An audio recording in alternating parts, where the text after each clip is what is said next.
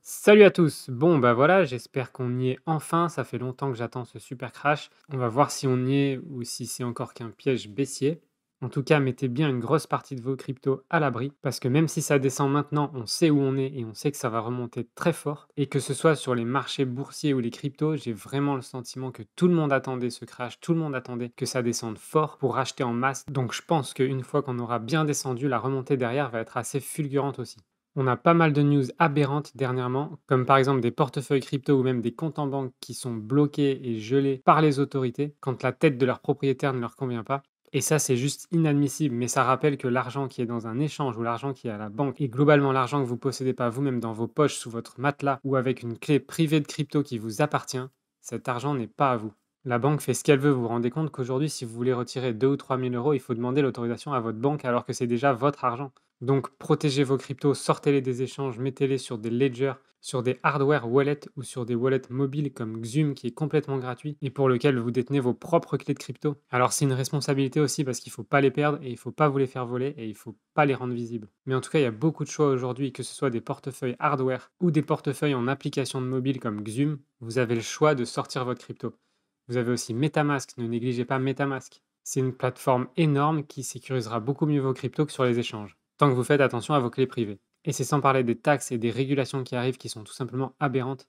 Quand on pense qu'il y a des pays frontaliers comme la Belgique et la Suisse qui n'ont pas de taxes sur les cryptos, et que nous en France on a une flat tax de 30% sur les plus-values et qu'on peut même pas déclarer nos moins-values, c'est absolument ridicule et aberrant.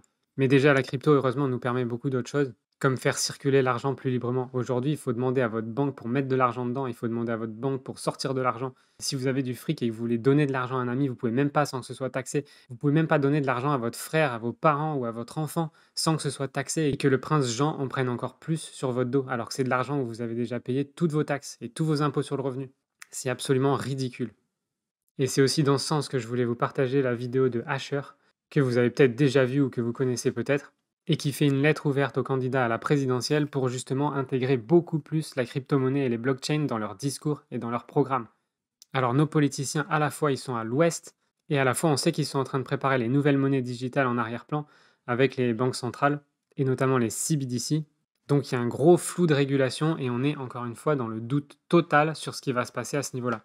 Et je vous suggère de regarder cette vidéo où Asher fait un appel à nos politiciens et à nos futurs politiciens pour revenir à la raison sur le monde de la crypto-monnaie. Et tout ça, moi je suis persuadé que c'est voulu, alors ça commence à faire beaucoup de coïncidences qui convergent vers le même endroit. C'est comme toute cette incertitude qu'on a vécue ces derniers temps avec la guerre en Ukraine. Est-ce que les Russes vont attaquer? Est-ce que l'Europe va les en empêcher ou pas? Est-ce que finalement ils vont pas attaquer? Tout ça, ça nous a mis un flou total au niveau de ce qui se passe dans la géopolitique aujourd'hui. Et pour moi, tout ça c'est voulu, ça crée une fenêtre temporelle dans laquelle on est dans un doute total. Et que ça peut aussi bien partir en cacahuète totale que retrouver un bon équilibre. C'est comme le Covid aussi, dont on n'entend plus vraiment parler en ce moment. On entend un tas de levées de restrictions, le pass vaccinal et le port du masque prévu en mars. Mais ils sont en train aussi de préparer le nouveau variant, donc ça rentre encore dans cette fenêtre de flou total sur laquelle on ne sait pas ce qui va se passer. Si tout était clean, vous pensez vraiment que le patron de Moderna aurait vendu toutes ses actions, ou en tout cas 400 millions de dollars d'actions avant de virer son compte Twitter? C'est louche et ça crée du doute. Et même au niveau de la guerre en Ukraine, moi ce que je vous recommande de regarder en ce moment, c'est ce qui se passe en arrière-plan et dont personne ne parle pendant que tout le monde va parler de la guerre. Et puis comme si c'était pas assez que la finance, la politique, la géopolitique, la santé convergent vers cette fenêtre de doute, on a comme par hasard le procès de XRP qui fait un pas monstrueux en avant. On a comme par hasard les documents qui ont été finalement révélés, décelés, et qui prouvent qu'effectivement, il y a 8 ans, Ripple a eu des conversations avec la SEC, et la SEC avait conclu à cette époque que le XRP n'était pas une security. Il a fallu 8 ans à la SEC pour attaquer Ripple sur une contradiction de ce qu'elle avait dit. Et ça, c'est sorti, alors c'est en anglais, mais les documents sont publics, et la SEC est finie.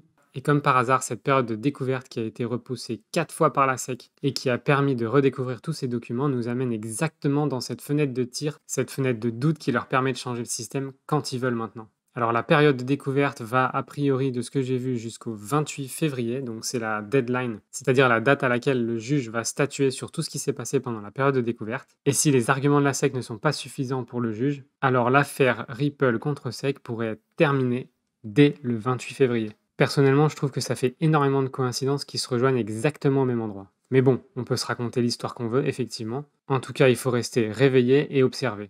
Et puis tout ça naturellement accompagné de beaucoup de mouvements en ce moment de XRP qui retournent vers Coinbase, puisqu'effectivement il y a une grosse rumeur de relisting des XRP par Coinbase. Et si non seulement l'affaire de la SEC se termine la semaine prochaine, et qu'en plus Coinbase naturellement va relister les XRP ainsi que beaucoup d'autres échanges, alors on pourrait être témoin en plein crash d'une explosion du XRP, et j'espère vraiment que c'est ce qui va arriver pour récompenser tous ceux qui ont tenu bon avec XRP depuis toutes ces années.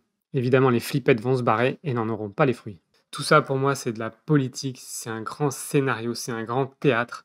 La guerre, c'est juste la dernière excuse à leur gestion déplorable des finances et de la politique dernièrement, et c'est le truc qui va publiquement pouvoir excuser un crash financier. Et franchement, je vous recommande de regarder le dernier Kingsman qui illustre à merveille comment les enjeux politiques, les guerres et comment tout ça se forme. Alors c'est qu'un film, mais dans le film il nous montre que c'est organisé et orchestré par des organisations secrètes, mais pas seulement, c'est aussi des histoires d'ego de nos dirigeants qui sont que des grands enfants incapable de contrôler et de diriger quoi que ce soit. Donc je vous suggère vraiment ce film pour comprendre comment ça fonctionne parce que moi je suis certain que ça fonctionne comme ça. Voilà, et enfin pour finir sur une touche plus sympathique, je voulais aujourd'hui vous parler de la crypto ISO 20022 IOTA, qui pour moi a un gros potentiel et un bel avenir puisqu'elle répond à un besoin grandissant et nécessaire dans le monde vers lequel on va. Donc le nom IOTA vient de la lettre grecque iota, mais aussi du sigle IoT qui veut dire Internet of Things. Alors, qu'est-ce que c'est Internet of Things? C'est tout simplement la connectivité entre tous les appareils qu'on a aujourd'hui qui sont dits smart et qui peuvent récupérer, envoyer des informations ou même communiquer entre eux pour composer des comportements intelligents. C'est par exemple une montre connectée ou un thermostat dans votre maison qui va contrôler et gérer la température que vous avez à l'intérieur. Et donc contrôler les chauffages par exemple. C'est d'avoir des données dans une voiture par exemple qui va communiquer avec d'autres voitures à proximité ou qui va permettre de géolocaliser la voiture ou pourquoi pas qui va envoyer des données à un serveur pour vous dire par exemple que vous avez le plein d'essence qui est presque vide et qui va envoyer un lien sur votre smartphone avec la station essence la plus proche. Donc en gros, l'Internet des objets, l'Internet of Things, ça regroupe tous les objets physiques qui communiquent entre eux ou avec un serveur et qui permet des comportements intelligents dans la vie de tous les jours. Donc IOTA, tout comme Hgraph, ont créé une blockchain entre guillemets sous forme de graphe qui permet justement de gérer un maximum d'objets et un maximum de transactions, et c'est complètement optimisé pour l'Internet of Things. Leur objectif, c'est de pouvoir gérer des milliards d'objets et des milliards de transactions chaque jour. Ça a été optimisé pour ça, et le tout sans frais pour avoir des infrastructures hyper compétitives. Donc IOTA aujourd'hui est à 0,56 euros. Il est disponible sur la Binance Smart Chain. Il a un market cap de 1,576 milliard pour 2,78 jetons en circulation et tous les jetons sont actuellement en circulation. Donc plus d'émissions ni de baisse à ce niveau-là. Au niveau de la courbe, on est vraiment tout en bas, on a beaucoup retracé et c'est une crypto qui est très très basse. Donc je rappelle que c'est une crypto qui est ISO 20022 et qui va, en plus de pouvoir gérer tous ces objets connectés, pouvoir s'interfacer super facilement à toute l'infrastructure financière, parce qu'évidemment tout le but de ça derrière est de pouvoir monétiser les comportements intelligents des objets. Et donc IOTA va pouvoir s'interfacer de manière interopérable avec toute l'infrastructure ISO 20022. Au niveau de son potentiel de prix, difficile à dire. Je pense que c'est un marché absolument gigantesque. Et là, ne serait-ce que pour retourner à son plus haut jamais vu, on est déjà à 1 x 7 a priori. Ce qui est finalement assez hallucinant pour une crypto ISO d'être encore si basse, tout comme XRP ou XLM. Donc ça me paraît un super investissement pour la suite. Au niveau des transactions quotidiennes, on est à 58 millions et IOTA est disponible principalement sur Binance et Bitfinex et ainsi que sur votre MetaMask via la Binance Smart Chain. Donc maintenant, quelques éléments de plus sur IOTA. J'ai trouvé cet article sur CoinMarketCap qui est très très bien et qui explique à la fois et résume bien ce qu'est IOTA, comment ça marche et où ça va. Donc je vous le résume. Donc IOTA, c'est un registre distribué, donc un distributed ledger, construit non pas sur une blockchain mais sur un graphe acyclique, ce qui permet, comme on l'a vu pour Hgraph, d'être beaucoup plus performant et plus rapide. IOTA a été créé par 4 cofondateurs et est géré par la IOTA Foundation, qui est une organisation à but non lucratif. Donc la fondation IOTA, c'est un réseau de développeurs, de designers et d'ingénieurs et d'entrepreneurs qui travaillent donc sur la technologie IOTA. Donc IOTA, ça vient du grec iota et ça reprend aussi les initiales Internet of Things. Alors effectivement, ensuite, que sont les MIOTA? Appelons-les comme ça. Donc c'est le petit nom de la crypto-monnaie native de IOTA et ça veut tout simplement dire Millions of IOTA. Donc on a vu il y a 2,78 milliards de MIOTA et donc 1 million de fois plus de IOTA. Mais en tout cas, c'est le MIOTA qui s'échange sur les réseaux. Si vous entendez parler de Tangle, il s'agit tout simplement de la technologie et de l'architecture en graphe qui va gérer l'infrastructure de cette Internet of Things.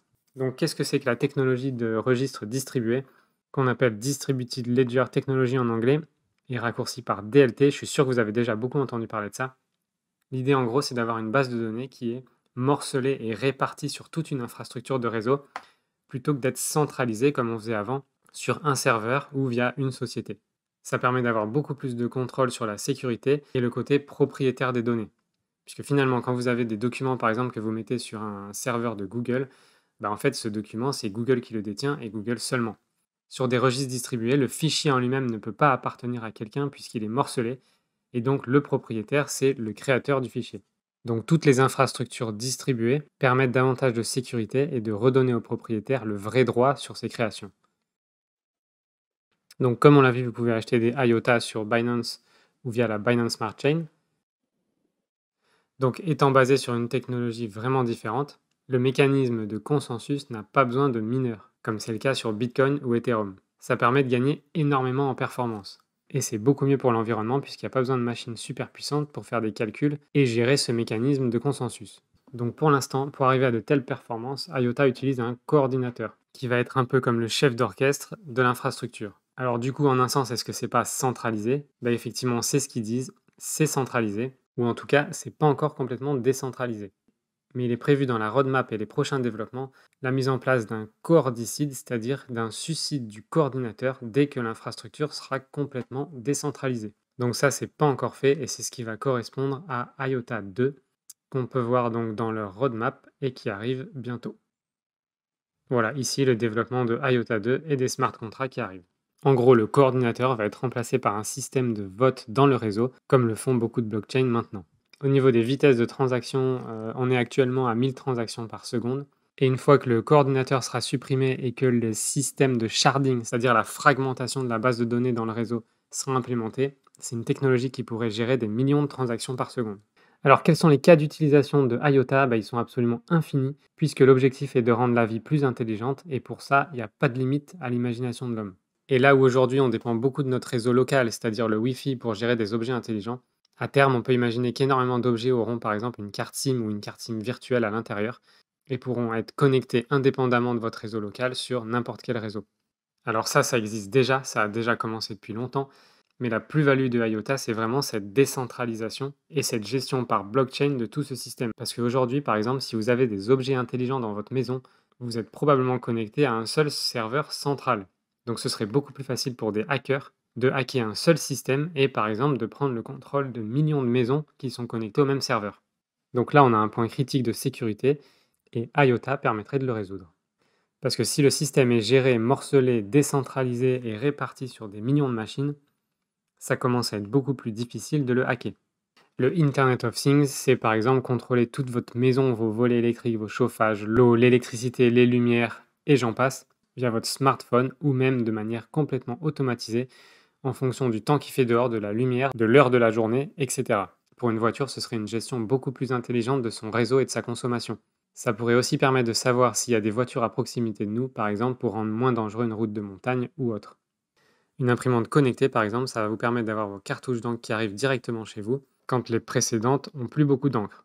En tout cas, tout ce système d'Internet of Things n'a de limite que l'imagination des hommes, autant dire qu'elle n'en a pas beaucoup. Donc la fondation IOTA a aussi créé son propre crypto wallet qui s'appelait Trinity avant et qui s'appelle maintenant Firefly. Le mana, je peux pas vous en dire plus, j'ai encore du mal à comprendre ce que c'est exactement, mais j'y reviendrai probablement plus tard. Ensuite, ils ont Stronghold, qui est un protocole de sécurité qui a été créé pour protéger votre clé privée dans le portefeuille Firefly. IOTA Access, c'est une interface qui permet aux entreprises, aux organisations et aux individus de développer et d'accéder à leurs objets connectés. Donc vous voyez qu'il y a tout un ensemble de technologies déjà disponibles qui permettent d'utiliser IOTA. Et donc IOTA Identity, c'est le système qui va permettre d'identifier de manière unique et sécurisée chaque objet sur le réseau. Et ensuite, évidemment, obligatoirement, les smart contracts qui sont donc en ce moment en développement et qui vont permettre la gestion intelligente de tout ce qui se passe sur le réseau et les interactions entre les objets. Voilà, et si vous voulez en savoir plus sur IOTA, je vous suggère d'aller sur leur site internet directement. Donc, je vous mets le lien de la roadmap en description de la vidéo. Et vous avez bien entendu le site officiel disponible ici sur CoinMarketCap. Voilà, j'espère que ça vous donne une idée un peu plus de ce qu'est IOTA. Donc, globalement, si je résume, une blockchain entre guillemets sous forme de graphe qui permet d'avoir des performances bien plus élevées que sur les blockchains classiques. Pas de frais non plus dans les transactions. Et c'est un réseau qui permet de gérer des objets connectés de manière intelligente et sécurisée et qui pourrait bien remplacer tous les systèmes centralisés qu'on voit aujourd'hui. Quand vous voyez aujourd'hui Alexa ou Google Home qui sont gérés par des serveurs centralisés, on pourrait avoir ce genre d'objet sur des serveurs complètement décentralisés et fractionnés, ce qui permettrait une sécurité de vos données bien plus importante que ce qui est le cas aujourd'hui. Et le tout grâce à l'ISO rendu interopérable avec tout le système financier de demain, ce qui permettra de monétiser tout le mécanisme et le fonctionnement intelligent des objets connectés. Donc selon moi, un bel avenir pour cette crypto et surtout cette technologie. Voilà pour une introduction à IOTA et je vous retrouve sur la prochaine vidéo où on parlera d'Algorand et la crypto Algo. Courage pour ces quelques semaines à venir où ça va être rodéo et je vous dis à très vite.